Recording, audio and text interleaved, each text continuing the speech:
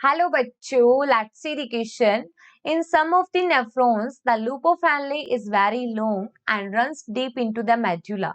These nephrons are called option A cortical nephrons, option B medullary nephrons, option C juxtamedullary nephrons and option D juxtaglomerular nephrons.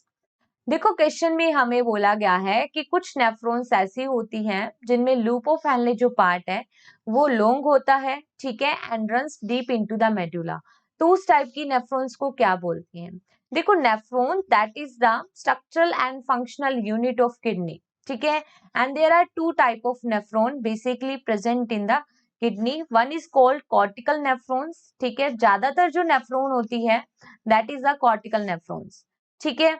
और अगर हम बात करें juxta medullary nephron, वो cortical के comparatively काफी कम होती है जक्स्टा मेडुलरी नेफ्रॉन्स। अब देखो जो कॉर्टिकल नेफ्रॉन होती है वो मेनली इनका जो पार्ट है वो सिचुएटेड रहता है किडनी के कॉर्टेक्स रीजन में। और जो लूपोफेनले होता है, ठीक है, नेफ्रॉन का जो लूपोफेनले पार्ट है वो basically medulla reason of kidney में प्रेजेंट होता है। तो हम कहते हैं कि जो कॉर्टिकल नेफ्रॉन्स होती है उनमें लूपोफेनले क्या होगा, टू शॉर्ट होगा, क्योंकि ये कॉर्टेक्स रीजन में नेफ्रॉन है। तो लूपोफेनले मेडुला में है तो फिर कॉर्टिकल नेफ्रॉन का जो लूपोफेनले है वो शॉर्ट होगा।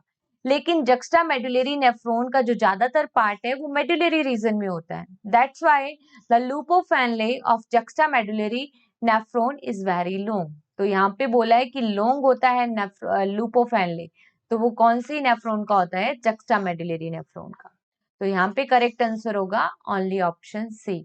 Best of luck.